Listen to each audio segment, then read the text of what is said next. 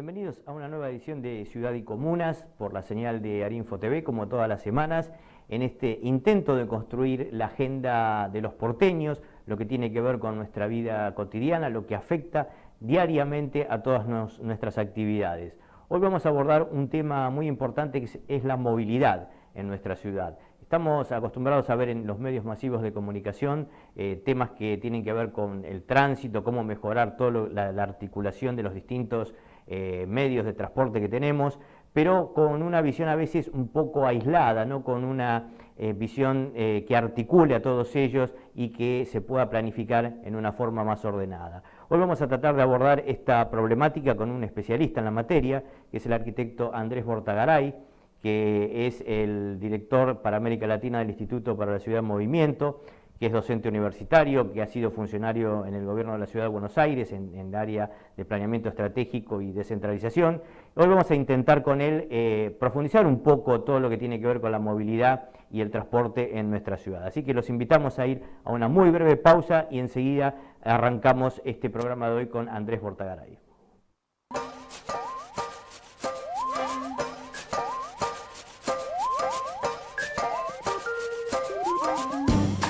Lo transportado no debe superar las dimensiones de tu bici. Que tu carga no te distraiga ni te haga perder el control. Lo ideal es ubicar la carga sobre el cuadro de la bici y que todo lo que llevas quede sujeto.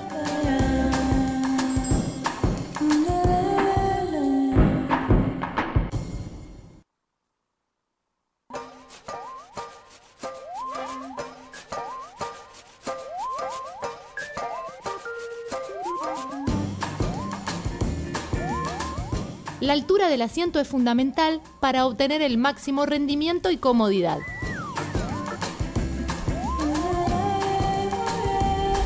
Los brazos van relajados y las manos en los frenos. Es importante que puedas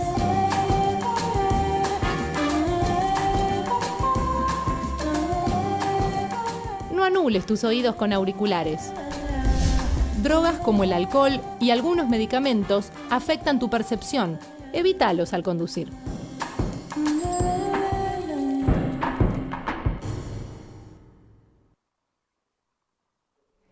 Volvemos en Ciudad y Comunas, hoy para, como decíamos al principio, abordar el tema de la movilidad en nuestra ciudad. Y bueno, para profundizar sobre esta cuestión tenemos a Andrés Bortagaray, especialista en la materia, a quien le damos la bienvenida a nuestro programa. ¿Qué tal, Andrés? Muchas gracias por estar con nosotros. Muchas gracias, Gustavo. Un gusto estar con ustedes. Bueno, es importante el tema de la movilidad, por ahí uno no lo piensa en forma permanente, pero tiene mucho que ver con nuestra vida cotidiana y con el funcionamiento de la ciudad, ¿no? Totalmente, por varios motivos. Primero, porque si uno no se desplaza, no puede acceder a la salud, al trabajo, a la educación, a la recreación y a las oportunidades de la ciudad.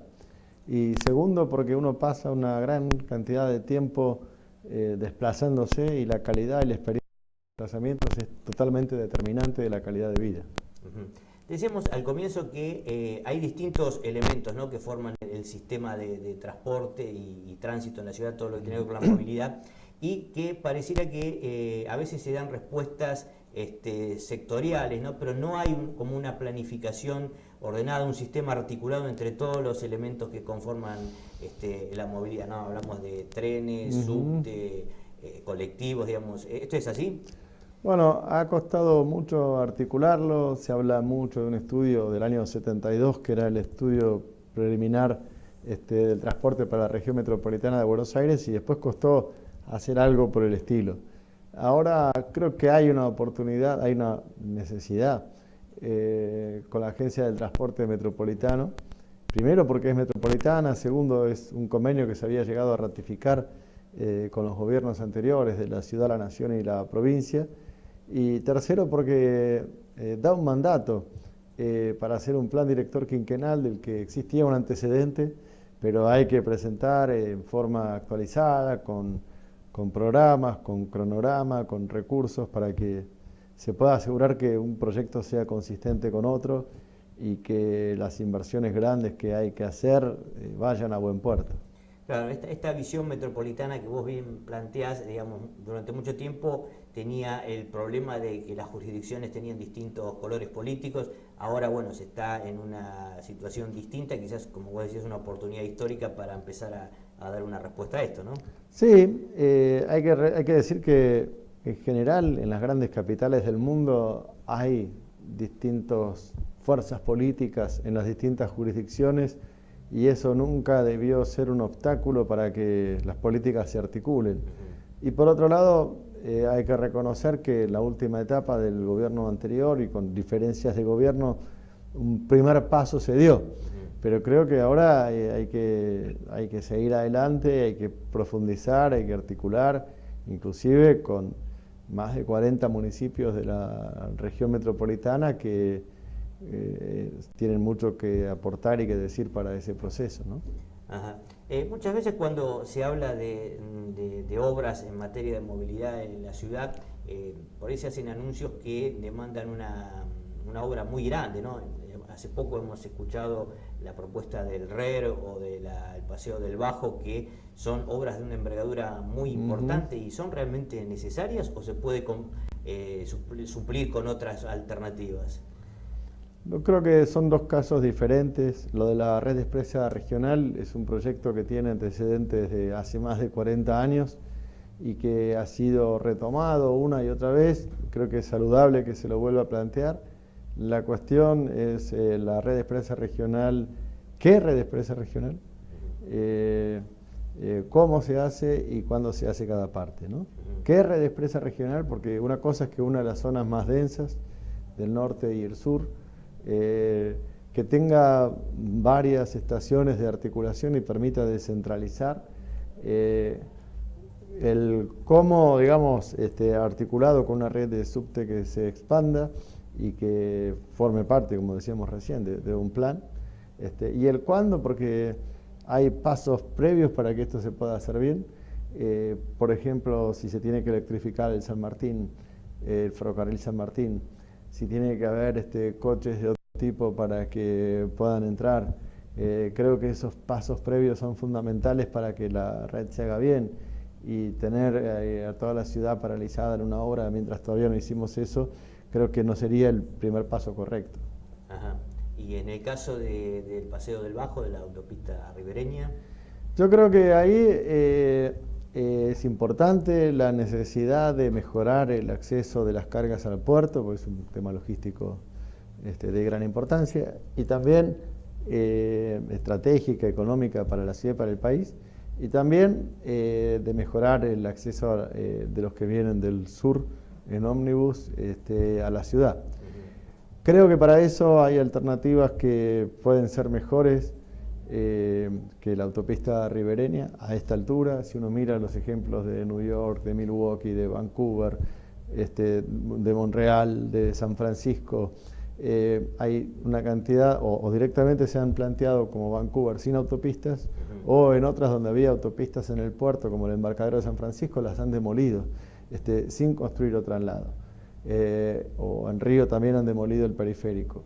Yo creo que es verdad, hay un proyecto de más de 40 años para hacer una autopista ribereña, pero que en estos 40 años el mundo cambió mucho y la cuestión energética, la cuestión ambiental, la cuestión social y la propia cuestión económica del acceso al puerto obligan a repensar las cosas. Ajá. Sobre todo por las inversiones que implican, ¿no? También. Son inversiones muy caras. Las cifras que se han publicado hablan de presupuestos estimados de unos 700 millones de dólares más la venta de tierras. Hay casos en lugares con la ingeniería más sofisticada del mundo, en Boston, con el Big Dig, con lo más fino de la ingeniería del MIT, costó 5 veces más de lo que estaba calculado. Hay que tener en cuenta que esas cosas pueden pasar y una cosa es el presupuesto federal de Estados Unidos y otra cosa es el nuestro. Yo creo que la intención de articular mejor es buena, la intención de incorporarle elementos de calidad urbana es buena, pero creo que hay formas mejores de conseguirlo, que la articulación norte-sur de la ciudad no puede pasar de la Argentina, no puede pasar por la Plaza de Mayo. Hay formas por la Ruta 6, por la ampliación del Camino al Buen Aire, por la mejora del Camino de Cintura, Para el que quiere realmente entrar al puerto, la carga que tiene que entrar al puerto, por supuesto que tenemos que encontrarle una solución. Eso también requiere potenciar el ferrocarril y no perder vías que tenemos, y también una mejor gestión de las cargas con centros de transferencia de carga. Un estudio de la UTN hablaba de 1/3 de las cargas que pasan por Madero Huergo como aquellas que van destinadas al puerto. Entonces creo que para eso hay soluciones que pueden costar menos y pueden dar mejores resultados. Ajá. Y vos decías que, digamos, bueno, obviamente hay que pensar en este tipo de proyectos, cómo se hace, cuándo, claro. De qué forma. Y en estos procesos también es importante la participación ciudadana, porque muchas veces las obras después chocan contra los deseos de los propios habitantes, ¿no? Por supuesto, yo creo que uno tiende a pensar que en el fondo de la decisión de la obra está satisfacer una demanda de los habitantes, pero para estar seguro de que esa demanda fue bien interpretada, los mecanismos de consulta que existen son muy importantes, y en particular en la ciudad, que por otra parte tiene una ley de impacto ambiental que exige las audiencias públicas para las obras de gran impacto, y que creo que también ahí el cuándo es importante. Porque si ustedes se acuerdan, cuando se hizo un proyecto parecido por la misma empresa de autopistas de la ciudad que es AUSA, se había llegado a publicar la licitación en los diarios para los túneles viales de la 9 de julio, sí, y lo que llamaban el Parque Central Norte, y después esto fue a la justicia y fue recurrido porque, por empezar, le pedían que hiciera la evaluación de impacto ambiental el que resultara beneficiario de la licitación, con lo cual ya uno entraba en un compromiso muy grande con un tercero. Después la hicieron, después finalmente la justicia permitía que la obra siguiera, pero el gobierno no siguió, y creo que fue bueno para la ciudad, porque se pudo hacer el Metrobús que no se hubiera podido hacer si se hubieran hecho esos túneles viales, y tampoco se podría hoy discutir la posibilidad de la red expresa regional si se hubiera hecho esos túneles viales. Por eso me parece que es una lección de la que vale la pena aprender. Y finalmente me parece que la moraleja es que con unos recursos infinitamente menores se hizo una obra infinitamente más positiva, y que de eso hay que aprender. Claro, muchos sostienen que las audiencias públicas, al no ser vinculantes, son, digamos, no del todo efectivas, pero vos planteas acá casos donde finalmente sí se les ha dado un poco de importancia al resultado de las mismas, ¿no? Sí, fue más que bien la formalidad de la audiencia antes que lo que se dijo en la audiencia. Y creo que me parece buena tu pregunta, como lo planteas vos. Hay que mejorar más allá de la audiencia las formas de consulta a la sociedad, de abrir a la masa de talento, de profesional y de conocimiento que además existe en Buenos Aires, para que los proyectos se puedan mejorar. Estaba viendo ahora en el Crossrail de Londres, que es algo parecido a la red expresa regional, tenían 22.000 consultas, incluidos métodos por internet, que fueron contestados sistemáticamente y que en alguna medida tomados en cuenta. Nosotros en la audiencia pública de la red expresa regional, por distintos motivos, hubo solamente 3 oradores. Creo que nuestra sociedad da para más, y que eso puede garantizar que los proyectos sean de mejor calidad. En varias oportunidades te escuchamos decir que en todo lo que tiene que ver con la movilidad, el tren es un factor muy importante.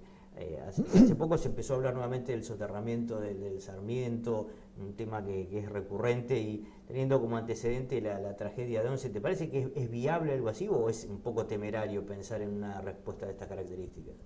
Yo creo que poner en valor el Sarmiento es prioritario, cumple un rol crítico en servir áreas muy densas de la región metropolitana de Buenos Aires. Público, todas las tragedias por las que pasó, y no vale la pena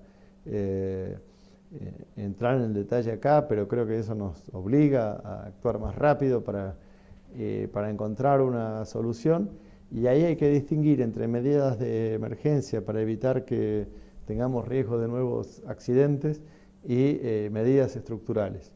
La idea de no tener los pasos a nivel a largo plazo, yo creo que es importante.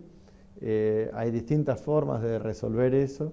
El proyecto que está ahora planteado, que fue adjudicado a la empresa Odebrecht, que en Brasil ha tomado estado público por toda una cantidad de investigaciones judiciales y los temas de la obra pública que son parte de la discusión política hoy en Brasil, y tiene un problema, que es que con el sistema de túnel que está planteado se eliminan 2 vías.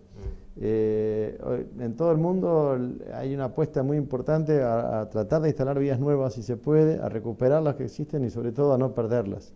Yo creo que eso puede ser grave. No podría haber trenes expresos que entraran desde más lejos, o algunos que paren en todas. No podrían entrar locomotoras diésel. Y si uno quisiera realmente eliminar los pasos a nivel, la alternativa en trinchera, como sale de Once a Caballito, que ya es algo que se ha hecho, también es caro, pero por lo menos no sacrifica la calidad del ferrocarril. Y además hay un riesgo que me explicaban algunos especialistas en ferrocarril. Hay partes donde el Sarmiento soterrado estaría a una profundidad muy grande. En un sistema como el nuestro, donde es común que no funcionen las escaleras mecánicas, ni instalaciones eléctricas, eso tendría un problema adicional. Entonces creo que vale la pena sí invertir, mejorar el ferrocarril, mejorar la accesibilidad, pero tener cuidado en qué nos embarcamos y sobre todo que una obra muy costosa no signifique una pérdida. Bueno, este es un tema realmente apasionante, da para mucho, así que te vamos a proponer una pequeña pausa y seguimos analizándolo. ¿Cómo no?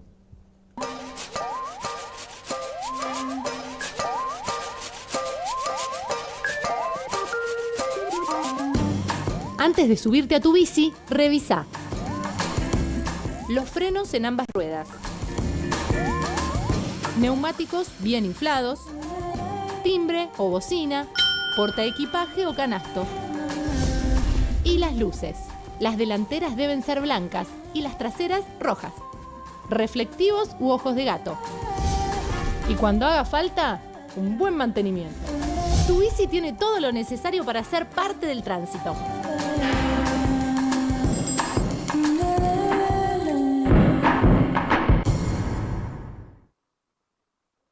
En Ciudad y Comunas. Hace un rato, Andrés, mencionaste el tema de lo que fue el Metrobús.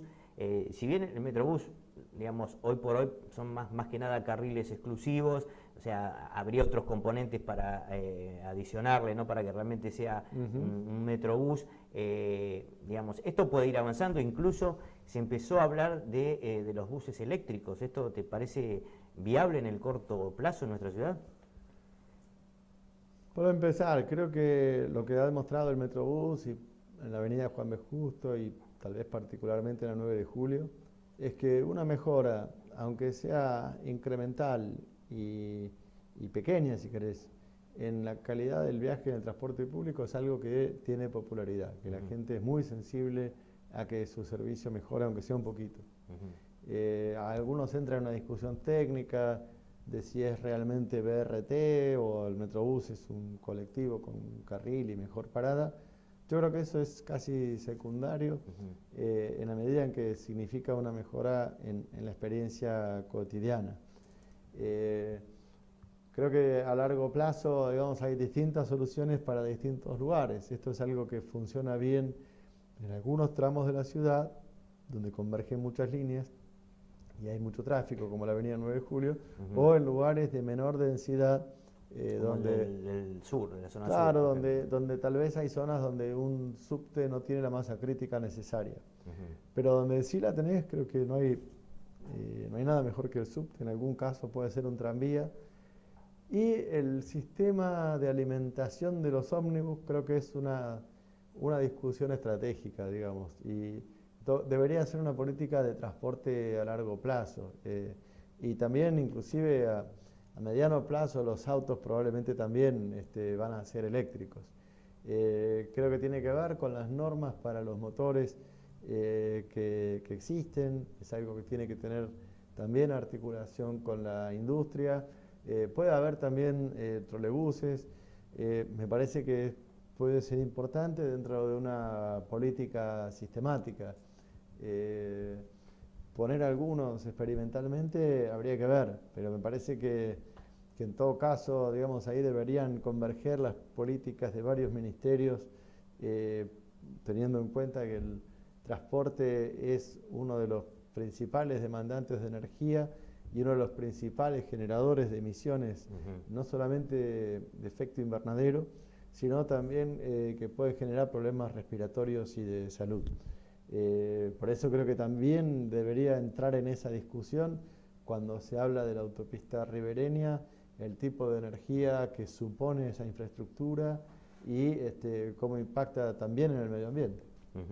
Y en el caso del Metrobús, ya la importancia de pasar la frontera de la ciudad, ¿no? Ya con también una visión metropolitana, ya que hay proyectos o ya hay obras en marcha para ir más allá de la General Paz, ¿no? Había un proyecto avanzado con la Ruta 3, que creo que es importante y sirve una zona donde existe también el espacio y la capacidad para hacerlo. Y para otros habría que ver, en algunos podrá ser también el Metrobús, y en otros habría que considerar seriamente si no hay que expandir el subterráneo. Por ejemplo, la línea H, que en algún momento tenía un proyecto que iba a Lanús, algunos hablaban de la línea C a Avellaneda, y creo que en todo caso, si eso se hiciera, sería importante que empezara por el sur. ¿Por qué crece tan poco el trazado de subterráneos en la ciudad? Bueno, hay distintas explicaciones. Y creo que para ponerlo en contexto, recordar que Buenos Aires fue pionera en América del Sur con la primera línea, la línea A en 1913, y con 1945 ya había un trazado importante. Después quedó paralizado durante bastantes años o con un crecimiento muy lento, y en los últimos 20 se hizo un poquito más de 1 kilómetro por año, lo cual es mejor que en los años que lo habían precedido.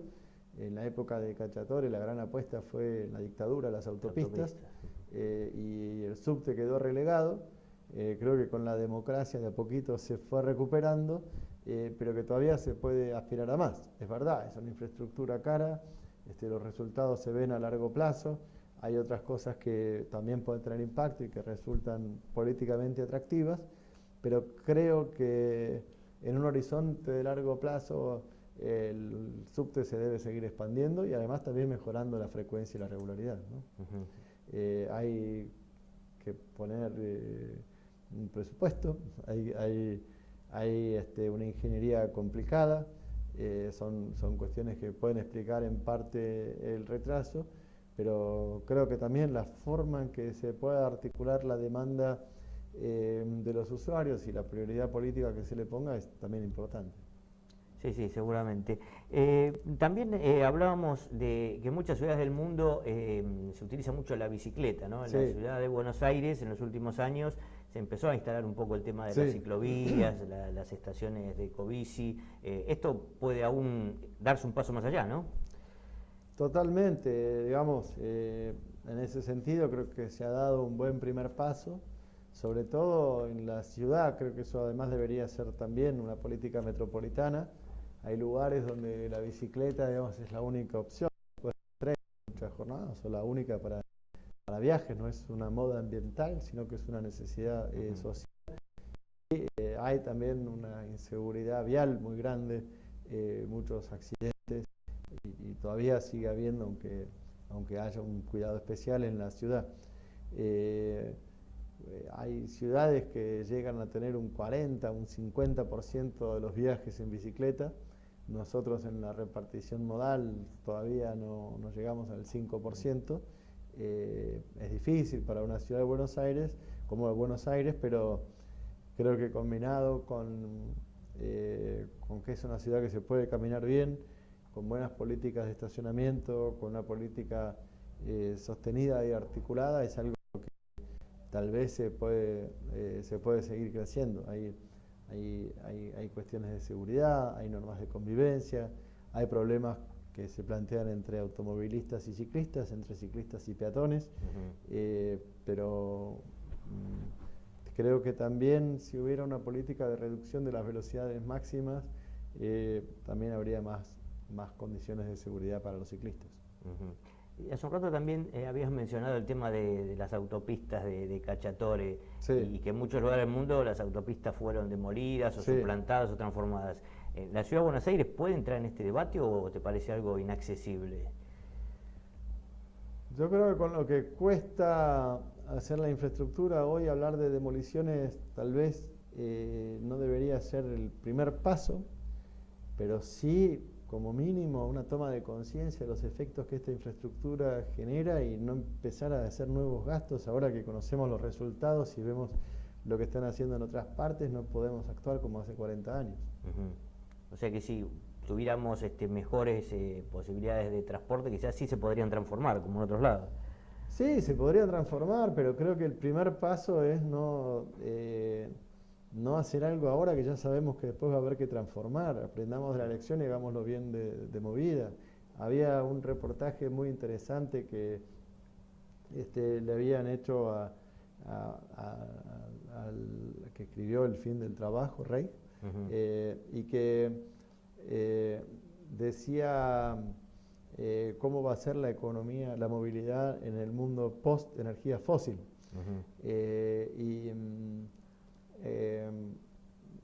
Digamos, es probable ya que para dentro de no más de 5 años la electricidad en los motores sea una fuente de energía cada vez más importante. El hecho de que en una economía altamente digitalizada, otras formas de compartir los bienes, menos autos de propiedad, más autos compartidos, más estacionamientos compartidos, eso también da lugar a otro tipo de infraestructura. Y cada infraestructura que se construye, los trenes que tenemos son hace más de 100 años, la infraestructura vial en algunos casos de hace 40, tenemos que tener en cuenta también este horizonte cuando vamos a hacer la inversión. Y en materia de tránsito pesado, hoy hablábamos de lo que es el bajo, todo el tema sí. de los camiones. También en la zona sur de la ciudad fue mucho tiempo víctima de todo el tránsito sí. pesado. Sí. Se está tratando de dar una solución con la playa de transferencia en Lugano. ¿Cómo sí. ves ese proyecto, esa iniciativa? Sí, perdón, Rifkin era la persona que había citado. Mirá, esa iniciativa, yo creo que ahí hay un gran centro de transferencia que naturalmente existe, que es el Mercado Central, y que está prácticamente en el límite de la ciudad. Y que eso debería ser un lugar que aprovechemos muy bien, porque además tiene acceso ferroviario, permitiría algún día, si el riachuelo fuera más navegable, que se pudiera llegar y llegan autorrutas de distintos lados. Y que debería haber en los distintos puntos cardinales, no tan cerca necesariamente de donde ya existe algo, centros de transferencia de cargas y digamos, en distintos lugares con distinto volumen y distinto tonelaje para poder circular, como una red capilar que tiene distintas instancias, como es en otras partes del mundo. Lo que sí creo es que la infraestructura discrimina el norte y el sur. Hoy, por ejemplo, si uno mira la 9 de julio, es una avenida con todos los defectos que pueda tener, hasta la avenida Brasil, desde Retiro hasta la avenida Brasil, y después es una autopista que pasa sin ninguna contemplación, fracturando los barrios del sur. Hoy discutimos cómo, si se construye o no ese tramo de 3 kilómetros entre la avenida Brasil y la autopista Ilia, para completar, pero no tomamos en cuenta que en la parte que ya pasó por la boca, elevada, generó una destrucción enorme de un barrio que tenía, sí, sus desafíos, pero tenía una gran calidad y actividad, y que eso fue realmente negativo, generó un impacto muy negativo otra vez en el sur, ¿no? Creo que también, como pasa además en otras ciudades, la infraestructura no debería discriminar por el nivel de ingresos de los habitantes de los barrios por los que atraviesan, ¿no? Bueno, para sintetizar un poco, podríamos decir que la planificación es lo primordial, ¿no?, para un sistema articulado de movilidad hacia adelante, ¿no? Yo creo que sí, creo que hay voluntad de llevar proyectos adelante, pero esos proyectos van a rendir mucho más si están articulados, si son consistentes, si se pueden hacer dentro de lo que ya está previsto en estos. Primero, la legislación vigente habla de un sistema nacional de inversiones, donde cada proyecto, si se sigue esta ley, tiene la oportunidad de demostrar mucho mejor quiénes son sus beneficiarios y su demanda.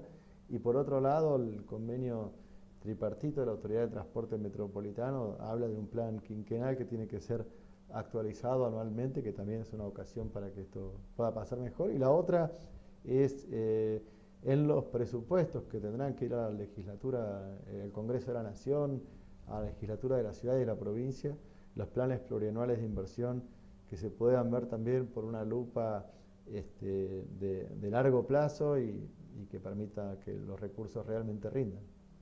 Andrés Bortagaray, muchísimas gracias por esta, nos sumergimos, en esta problemática tan importante en forma bastante global. Te agradecemos mucho, esperamos haber contribuido a que la gente vea un poco más en detalle lo que es la movilidad en nuestra ciudad y bueno, desde ya te volveremos a convocar próximamente. Muchas gracias, Gustavo, nos vemos pronto. Bueno, agradecemos a Pablo Guardia en la operación técnica como todas las semanas, nos despedimos hasta dentro de 7 días aquí por la señal de Arinfo TV en esta propuesta que hemos dado en llamar Ciudad y Comuna. Muchas gracias.